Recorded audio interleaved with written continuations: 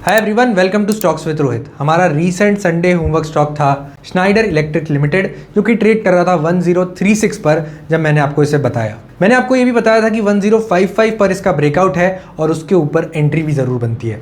Well and good अगर आपने इसमें एंट्री ले ली है, क्योंकि अब स्टॉक ने अपर सर्किट मार दिया है 1087 का। बट एक चीज़ ध्यान में रखना है, अगर आपका एंट्री रह गया है तो प्लीज़ फोमो एंट्री मत कीजिएगा। ऑलरेडी 5% अप है मेरे कॉस्ट से, तो 5% ऊपर एंट्री लेने के लिए मैं आपको कभी भी नहीं कहूँगा। तो डेफिनेटली 1030 से 1040 के बीच में आता है, तभी आप इसमें एंट्री ले सकते हैं। आज इस वीडियो में हम डिस्कस करेंगे कंपनी के फंडामेंटल्स को, कंपनी के टेक्निकल्स को, कंपनी के ग्रोथ प्लान्स को और मैनेजमेंट गाइडेंस को। ये सारी चीज़ें देखेंगे कि किस तरीके से कंपनी इस पर्टिकुलर मार्केट में भी अपने ऑल टाइम हाई के पास बैठी हुई है और क्या ऐसा करती है कंपनी जो आगे फ्यूचर में डिमांड में आने वाला है। तो आइए चलते हैं, डिस्कस करेंगे स्नाइडर इलेक्ट्रिक के बारे में, जिसका करंट प्राइस चल रहा था 1036। ये पर्टिकुलर पीपीटी मैंने आपके लिए संडे को बनाया हुआ है, जहां पर लिखा हुआ है कि सेल का स्टॉक हाल ही में 1052 का ऑल टाइम हाई छू चुका है। और पर्टिकुलरली अगर मैं बात करूं तो ये जो पीपीटी मैंने आपके लिए बनाया है, ये एनुअल रिपोर्ट्स और कॉन नोट्स को पढ़ने के बाद एक एक पॉइंट जो इंपॉर्टेंट है डिस्कशन के लिए, वो ही इस पीपीटी में मैंने नोट किया है। अदरवाइज सारे जो डिस्कशन पॉइंट्स, जो लंबे लंबे डिस्कशन पॉइंट्स थे, उनको मैंने यहाँ पर हटा दिया है और जो चीज़ें आपको जानकारी में रखने की ज़रूरत है वही चीज़ें आज हम डिस्कस करेंगे इस पर्टिकुलर वीडियो में।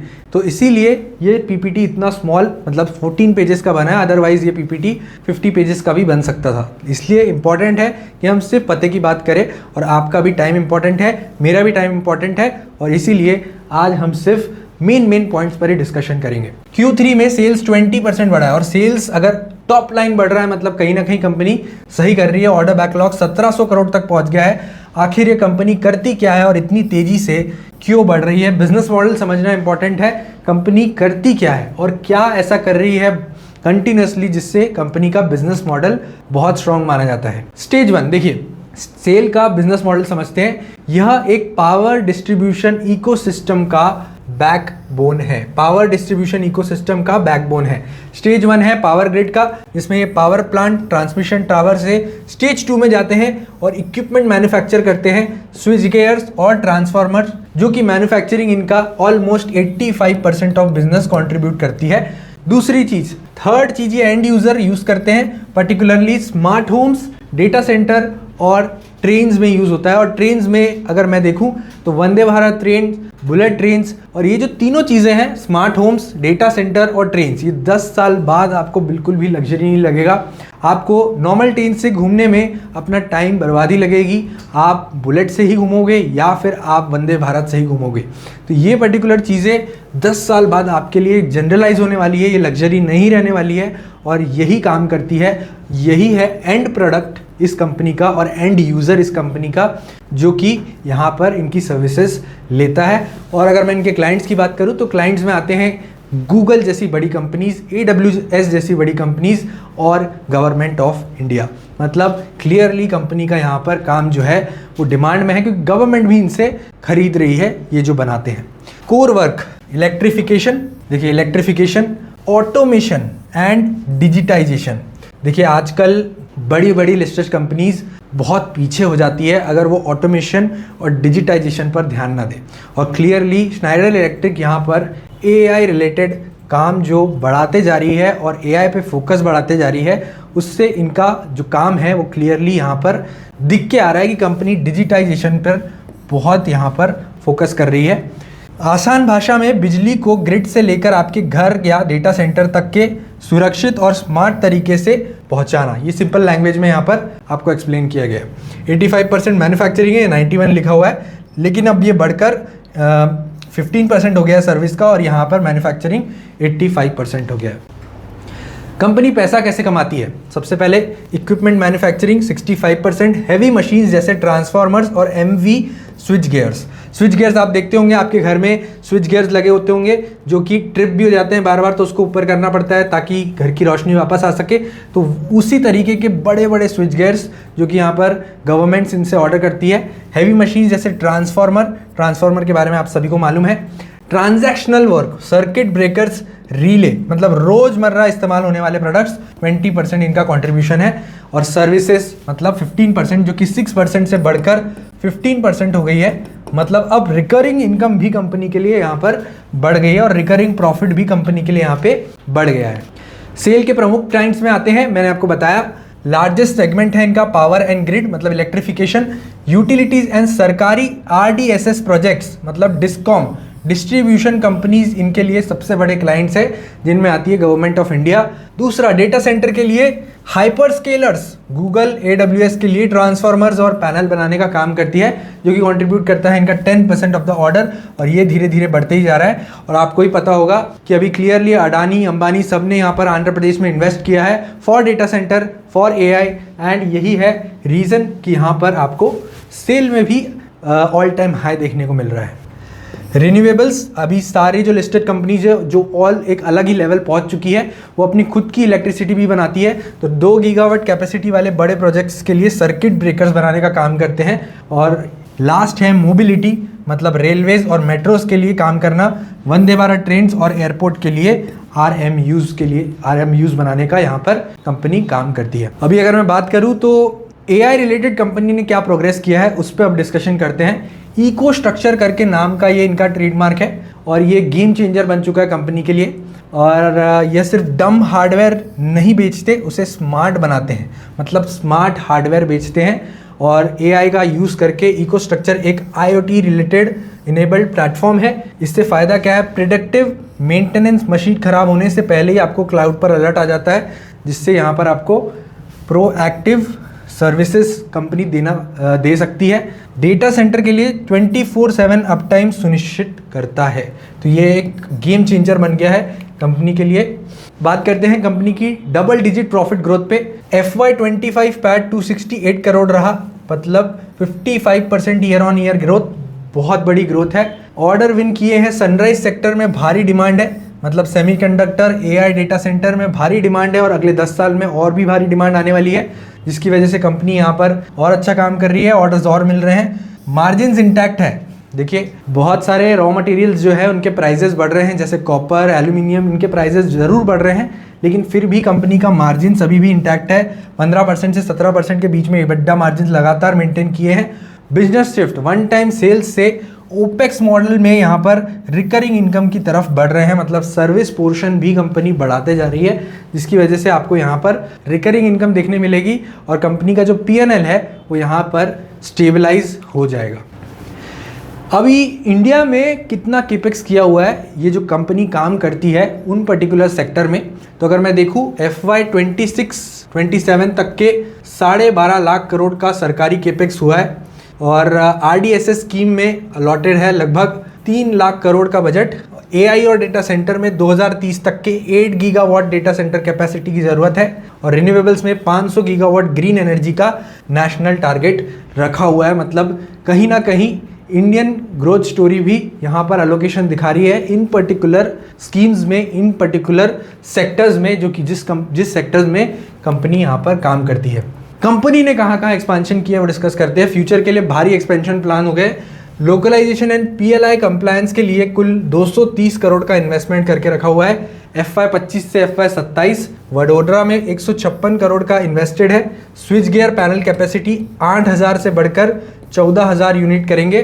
कोलकाता में 90 करोड़ इन्वेस्ट किए हैं। ब्रेकर प्रोडक्शन 5000 से 45000 की यूनिट की कैपेसिटी बढ़ा दी है, मतलब सीधा 9x ग्रोथ कर दिया है। और जब मैनेजमेंट को पता होता है कि उनकी जो प्रोडक्ट की डिमांड है वो बढ़ने वाली है, और तभी वो ऐसा एक्सपांशन करते हैं। उनको मालूम रहता है कि अगर यहाँ पर एक्चुअली में डिमांड बढ़ेगी तभी जाके यहाँ पर केपेक्स किया जाना चाहिए, क्योंकि केपेक्स में बहुत रिस्क इन्वॉल्व होता है। मान लीजिए आपने केपेक्स कर लिया और डिमांड ही नहीं है, आपका रेवेन्यू ही नहीं आ रहा है, तो वो बहुत बड़ी दिक्कत हो जाती है। और कंपनी ने अगर ये प्रोएक्टिवली कर लिया है तो कहीं ना कहीं कंपनी ये जानती है मैनेजमेंट को फ्यूचर ऑर्डर की पक्की विजिबिलिटी है। मैनेजमेंट विजन, मैनेजमेंट की एक लाइन मैंने यहाँ पे लिखी हुई है, we are at the right inflection point to capture growth leveraging all these waves. All these waves में क्या आता है, सस्टेनेबिलिटी मतलब green energy, digitization and growth focus. ये तीनों चीज पर कंपनी फोकस्ड है। एक स्टॉक का एक स्टॉक का प्राइस कब बढ़ता है, जब एक्चुअली में कंपनी में ग्रोथ दिखती है, और फ्यूचर ग्रोथ जब दिखती है तो कंपनी का प्राइस पहले ही बढ़ना स्टार्ट कर जाता है। और अगर एआई और मशीन लर्निंग का उपयोग करके डिस्कॉम को स्मार्ट बनाते हैं ये लोग, तो क्लियरली आज के ज़माने में ये लोग जी रहे हैं। एआई का यूज़ करके यहाँ पर क्लियरली कंपनी आगे बढ़ रही है। दूसरा, ग्रोथ फोकस कर रही है, एक्सपांशन कर रही है, पीएलआई स्कीम और एनर्जी ट्रांजिशन का पूरा फ़ायदा उठा रही है। दूसरी चीज़, 2050 तक के नेट ज़ीरो नए SF6 फ्री प्रोडक्ट्स बनाने का, यहाँ पर लॉन्च करने का कंपनी का पूरा प्लान है। अभी कंपनी के कुछ फंडामेंटल्स नंबर देखेंगे अगर, तो पी रेशो 70 से 80 के बीच में है, तो डेफिनेटली आपको महंगा लगेगा क्योंकि इंडस्ट्री पी बहुत कम है। तो इसका आंसर क्या है कि पी रेशो तो ज़्यादा है लेकिन इसका PEG रेशो जो है वो कम है, क्योंकि कंपनी का ग्रोथ नंबर हाई है, और ग्रोथ नंबर जब पी रेशो से डिवाइड होता है तो PEG रेशो यहाँ पर कम हो जाता है। तो ये ऑटोमेटिकली सजेस्ट करता है कि कंपनी अभी भी इसके ग्रोथ प्रोस्पेक्ट्स के हिसाब से फेयरली वैल्यूड है या फिर अंडर वैल्यूड है। इसीलिए 70-80 पी भी यहाँ पर सस्टेनेबल मानूंगा मैं यहाँ पर कंपनी के लिए। मार्केट में अब सेल को सिर्फ हार्डवेयर कंपनी की तरह नहीं देखा गया है, बल्कि टेक एंड सर्विसेज कंपनी की तरह वैल्यू कर रहे हैं। 1700 करोड़ का ऑर्डर बुक और recurring software revenue eco structure इस प्रीमियम वैल्यूएशन को जस्टिफाई करने की कोशिश कर रहा है। अब कुछ रिस्क क्या है वो मैं यहाँ पे डिस्कस कर लेता हूँ। सबसे पहले तो हाई पी रेशो, बट मैंने आपको इसका काउंटर दिया कि इसका PEG रेशो कम है, इसलिए कोई दिक्कत नहीं है। रॉ मटेरियल कॉस्ट देखिए, अब कॉपर स्टील इनके दाम में उतार चढ़ाव चलते रहेगा, लेकिन उससे प्रॉफिट मार्जिन थोड़ा बहुत हिल सकता है, लेकिन अगेन कंपनी के बेसिक P&L में कोई दिक्कत नहीं आएगी। एज सच ये कस्टमर को ही आपको ट्रांसफ़र होगा ये पर्टिकुलर रॉ मटेरियल कॉस्ट जो बढ़ रहा है। प्रोजेक्ट साइक्लिकलिटी, गवर्नमेंट प्रोजेक्ट और केपेक्स साइकिल पर भारी निर्भरता है, इसलिए गवर्नमेंट के जो यहाँ पर पेमेंट बैकलॉग्स होते हैं वो थोड़ा दिक्कत वाला काम कर सकते हैं, और गवर्नमेंट प्रोजेक्ट्स को अनाउंस होने में थोड़ा सा और टाइम लग सकता है, जिसकी वजह से एक रिस्क हमेशा बना रहेगा कि पर्टिकुलर जो 12,20,000 करोड़ यहाँ पर अलोकेट किए गवर्नमेंट ने, वो कब और कैसे कौन से सेक्टर में यहाँ पर आने वाले हैं, कैसा निवेश होने वाला है, उस पर थोड़ा सा इनका दिक्कत है। रिकैप आप देख लीजिए, आप उसका फोटो भी ले सकते हैं। Strong core and tech lead, massive tailwind and future ready हो चुकी है केपेक्स करके। सेल सिर्फ एक इलेक्ट्रिकल कंपनी ही नहीं, ये एक इंडिया की एआई और इंफ्रास्ट्रक्चर बूम का एक प्रमुख पिक एंड शॉवेल प्ले है। मतलब अगर मेरे से कोई पूछेगा कि सर कोई डेटा सेंटर रिलेटेड स्टॉक बताओ, कोई एआई रिलेटेड स्टॉक बताओ, कोई ऐसा स्टॉक बताओ जिसका ग्रोथ प्रोस्पेक्ट बहुत हाई है, तो बिल्कुल वो स्नाइडर इलेक्ट्रिक होगा, क्योंकि ये ऐसे सेक्टर्स में काम कर रहा है जो आने वाले 10 साल में यहाँ पर बहुत तेज़ी से ग्रो कर सकते हैं। क्लियरली अब यहाँ पर हम इसके चार्ट्स डिस्कस कर लेते हैं। चार्ट्स मैंने आपके लिए यहाँ पे ओपन करके रखे हुए हैं, मैं इनको थोड़ा जूम करता हूँ ताकि आपको ईजी हो इसको देखने में। यस, तो सबसे पहले मैं इसका मंथली चार्ट लगाऊंगा। ये देखिए, मंथली चार्ट में कभी भी आपको एक अगर जे शेप्ड रैली दिख रही है, तो जे शेप्ड रैली के बाद आपको ऑलमोस्ट 2 से 3 साल का एक कंसोलिडेशन देखने को मिल सकता है, अगर वो कंपनी बहुत अच्छा काम कर रही है तो भी। क्यों? क्योंकि ऑलरेडी एक जे शेप्ड का यहाँ पर आपको रैली दिख चुकी है। इस रैली में बहुत तेज़ी से कंपनी बढ़ी है, ऑलमोस्ट अगर मैं देखूँ यहाँ पर तो ऑलमोस्ट 5x हो चुकी है कंपनी, लेकिन उसके बाद एक कंसोलिडेशन आना ज़रूरी है, और ये कंसोलिडेशन फेज़ अब लग रहा है कि अब ख़त्म हुआ है 1055 पर, जब इसका ब्रेकआउट आया था मंडे को, और आप देखेंगे ब्रेकआउट आने के बाद ही कंपनी का अपर सर्किट लग गया था। तो आपको यहाँ क्लियरली दिख रहा है कि ऑल टाइम हाई इसने ब्रेक कर दिया है मंडे को, और इसका कंसोलिडेशन टूट चुका है। और कंसोलिडेशन अगर हम देखेंगे तो एक प्रॉपर गिरावट के बाद आया है, 2 गिरावट के बाद आया है। कंपनी गिरती ज़रूर है, तो मान लीजिए अगर वॉर बढ़ जाता है ईरान और यूएस के बीच में, और ये पर्टिकुलर कंपनी गिरने लग जाती है, तो डरना नहीं है। फंडामेंटली स्ट्रॉन्ग स्टॉक हम इसलिए चुन रहे हैं क्योंकि अगर कंपनी गिरती भी है तो हम उसको होल्ड कर पाए। पर्टिकुलरली अगर मैं देखूँ तो मैनेजमेंट ने यहाँ पर अगर जो प्रमोटर का होल्डिंग है वो 75% का है, DII ने भी अपना होल्डिंग बढ़ाया है, FII ने भी अपना होल्डिंग बढ़ाया है, और पब्लिक ने अपना होल्डिंग कम किया है। तो clearly company is doing something good, यहाँ पर अपनी होल्डिंग्स जितने भी इन्वेस्टर्स हैं वो बढ़ाते जा रहे हैं। अगर चार्ट्स की मैं बात करूँ तो चार्ट्स में ऐसा डिस्कस करने कुछ लायक है नहीं, बस इसका मंथली ब्रेकआउट यहाँ पर दिख रहा है क्लियरली। और मंथली ब्रेकआउट से कंपनी के जो टारगेट्स मुझे दिख रहे हैं वो फर्स्ट टारगेट मुझे 1130 का दिखता है, जो कि एक स्मॉल टारगेट है, लेकिन यहाँ पर मैं सिर्फ 30% हटाऊंगा। 1200 का नेक्स्ट टारगेट है और लास्ट टारगेट है 1350 का, जो कि यहाँ पर ऑलमोस्ट आपको शॉर्ट टर्म में देखने को मिल सकता है with in 4 to 5 months. Stop loss मैं यहाँ पर अगर आप देखोगे तो 800 का रखूँगा, 800 का। और मैं बड़ा स्टॉप लॉस इसलिए यूज़ कर रहा हूँ क्योंकि पर्टिकुलरली कंपनी फंडामेंटली स्ट्रॉन्ग है, और अगर ये 800 को तोड़ती है मतलब कहीं ना कहीं इसके फंडामेंटल्स बिगड़े हैं, और फंडामेंटल्स बिगड़ने की वजह से 800 का जो सपोर्ट है वो ब्रेक हो रहा है। अदरवाइज़ यहाँ पर company is really doing good. March के रिजल्ट आने के बाद हम इसको एक और बार डिस्कस करेंगे। और अगर आपका भी कोई कमेंट है कि कंपनी के बारे में मैंने कुछ मिस किया है तो कमेंट सेक्शन में मुझे ज़रूर बताइए। और अगर आपको ये वीडियो पसंद आया हो तो लाइक और सब्सक्राइब कर दीजिए मेरे चैनल को, और देखते रहिए स्टॉक्स विद रोहित।